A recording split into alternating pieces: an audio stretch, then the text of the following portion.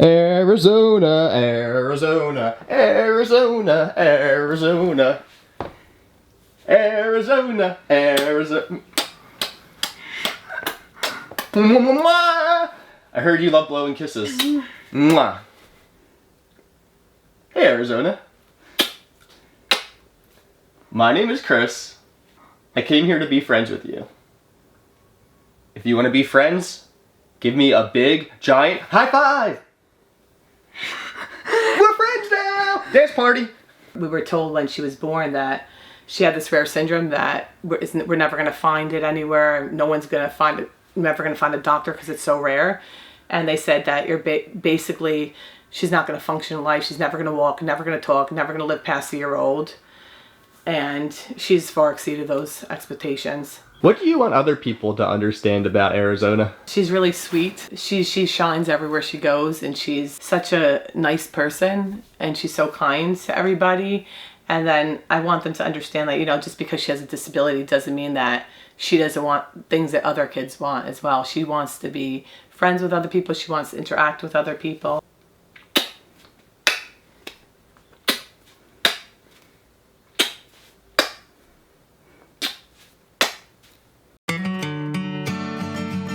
Welcome to SBSK. We believe that everybody has a story that's worthy of being heard. When we listen to one another, the world becomes a closer place, and we all benefit together. So without hesitation, let's meet today's friend. Zona? It's really nice to be here today with you, Zona, my new friend, Zona. I'm happy to be here with you and your mom. It's nice to meet you, Chris. It's nice to be here. If somebody wants to be Zona's friend, what should they do? Come up to her and give her a hug, say hi, interact with her. And she loves to like blow kisses. She loves hugs. She loves interaction. She actually likes to sit on somebody if they want to pick her up and hold her. She loves to dance or just be silly with her.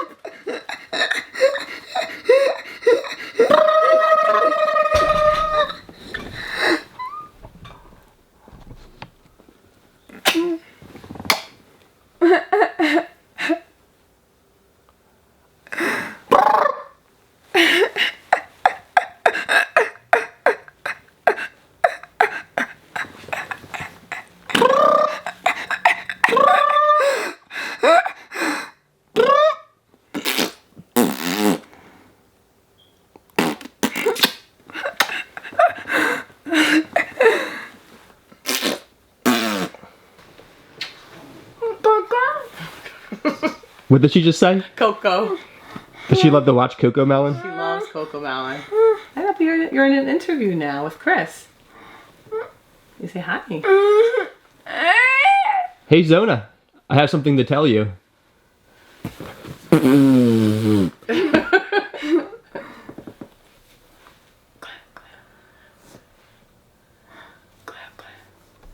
watch Coco later.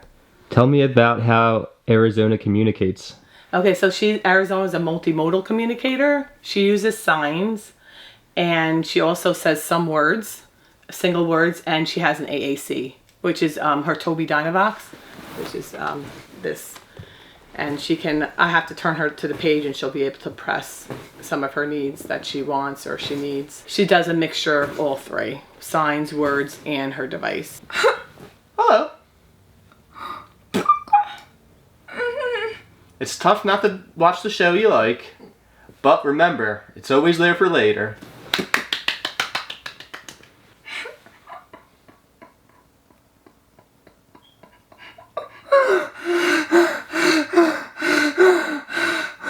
And I noticed she stims. She was doing this before the interview too, where she kind of throws herself back and forth.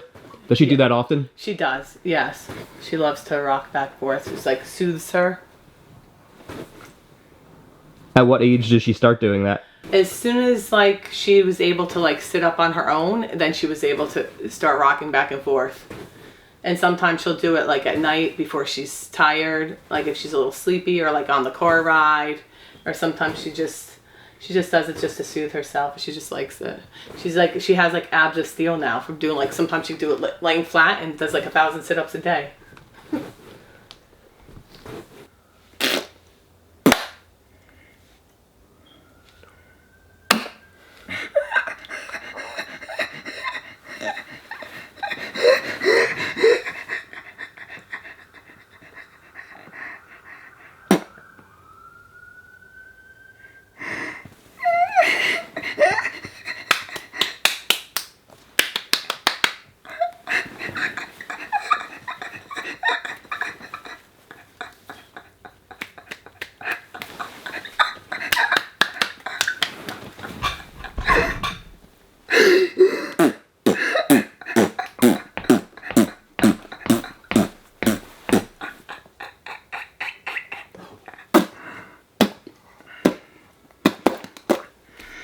I'm being goofy.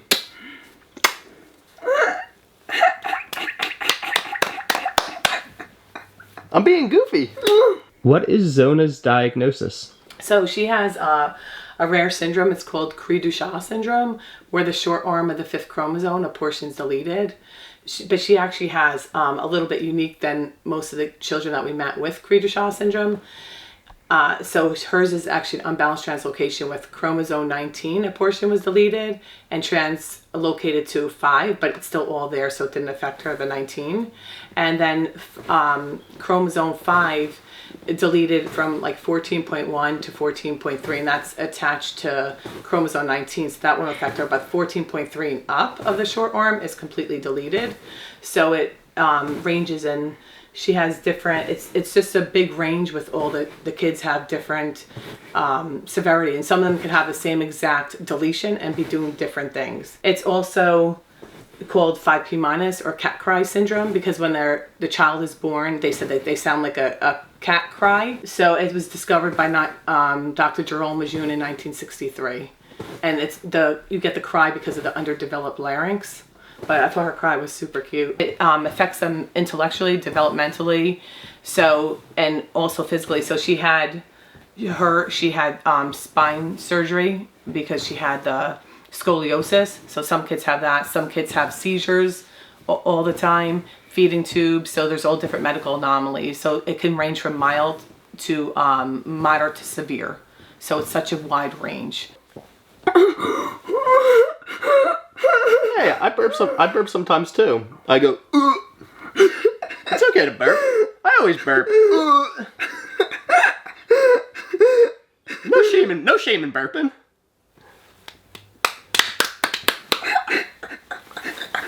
We're just a bunch of big burpers.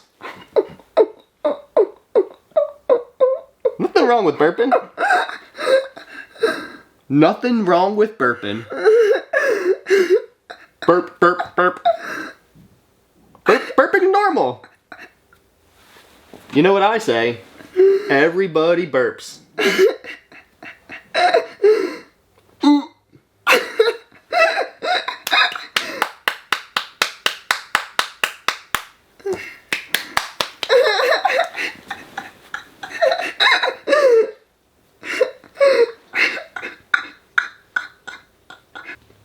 Has she always liked goofiness? She does, yeah.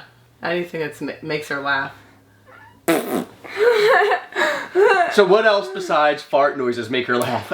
She loves like just if you're doing like a funny dance or jumping up and down, or like sometimes if she's rocking, like I'll do the same thing. Like she does it, she thinks it's funny. Is this funny? We're rock and rolling together. How long would she rock for? Sometimes she could do it for like an hour. It depends. Sometimes she'll do it like maybe 10-15 minutes, a couple minutes. So it varies each time. That's kind of interesting because like already I feel like a bit of motion sickness. Oh, I know. I'm like, I don't know how long I could do this for. Yeah. Do you think that's something like with her gene differences? Does she feel it in a different way? I'm not sure. She may.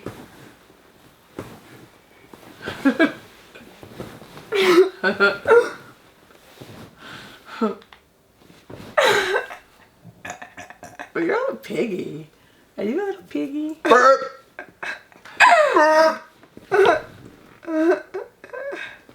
What will happen if she's out in public and she's just swaying back and forth like that?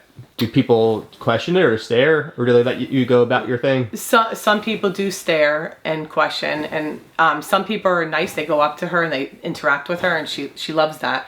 But you have the other ones that are not so nice, or some of the parents will take their kid and just walk away and say, "Oh, get away from her," or like, "Let's go over here." But I'd rather them come up and ask questions, and they ask about her syndrome. I'll just say it's almost like, I guess, like Legos, if you have a Lego and you can put the whole thing together, sometimes she's missing like a couple pieces of Legos. So she learns in a different way than other people learn.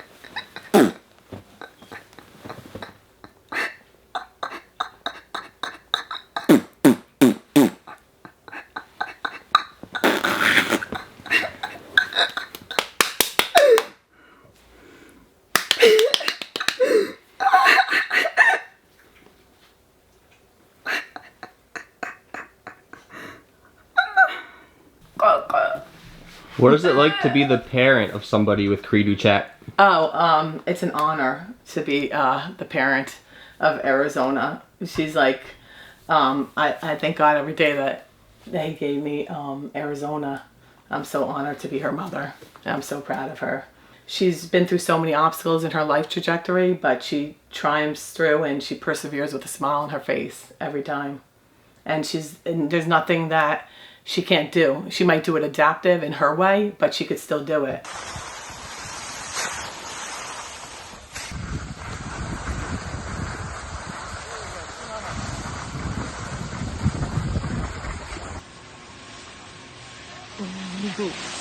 Hi, Zona. So she can still do everything she wants to do.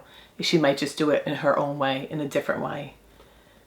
Before this interview, you were showing me pictures of all the wonderful things that Zona does, from surfing to skiing and everything in between. Why do you like to give her all of those opportunities? I feel like the opportunities, as many opportunities I can give her in life, and then to see what she likes. So I introduce her to all different opportunities, and she seems to like everything that she's introduced to.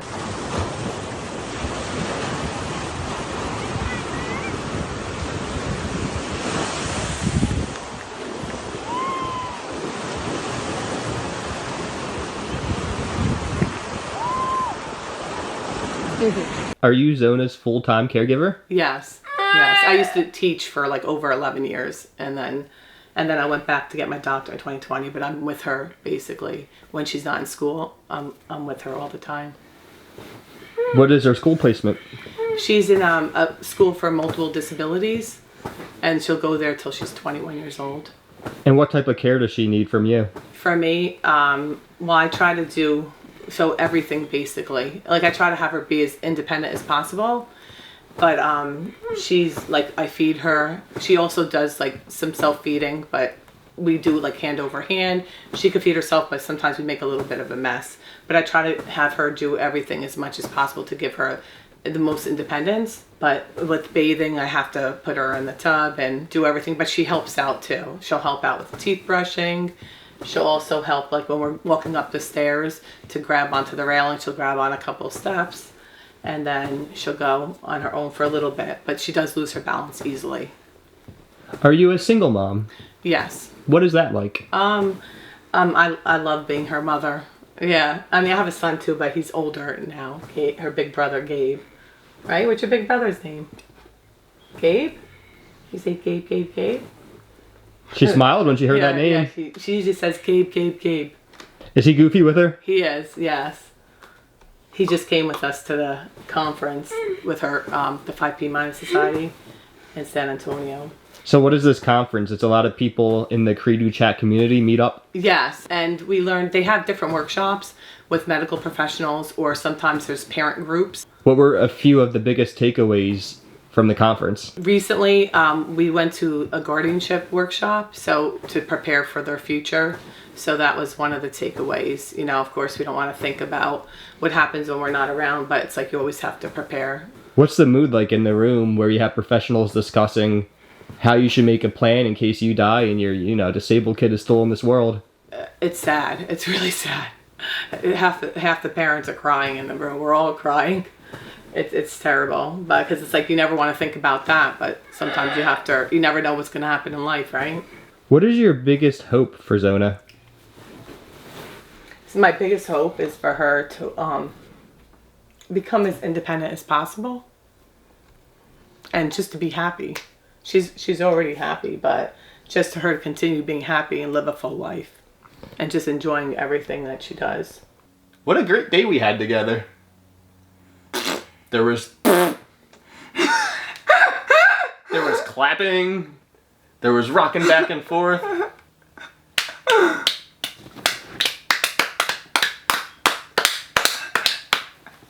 I give that a 10 out of 10 day, an A+ day.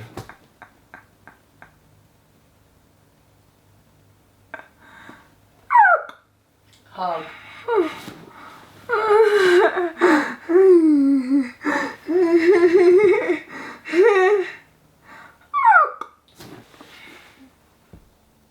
Thanks for telling me you wanted a hug.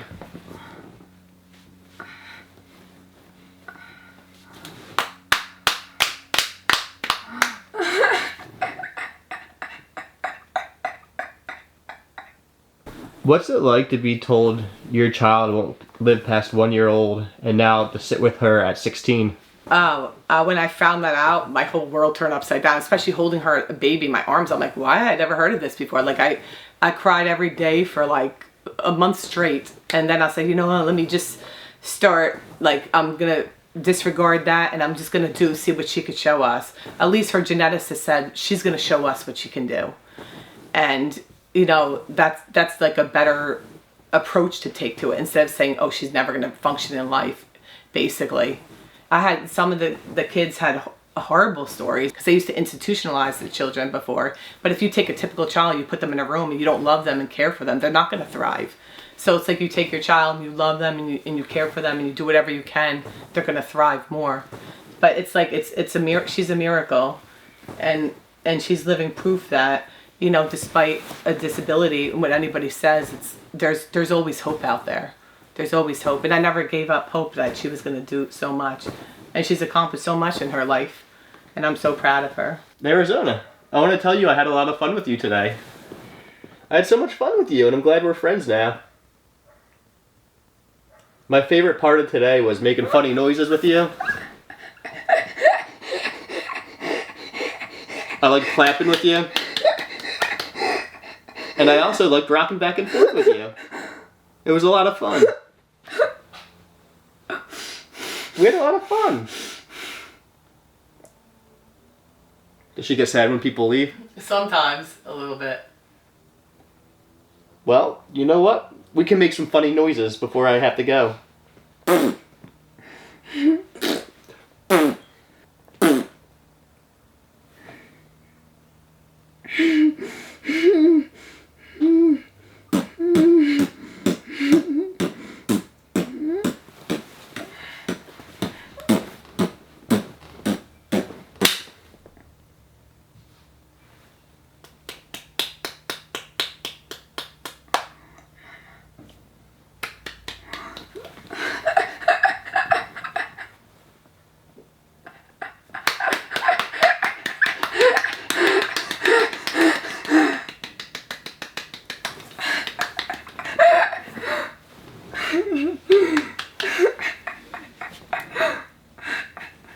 Dance party, dance party, dance party!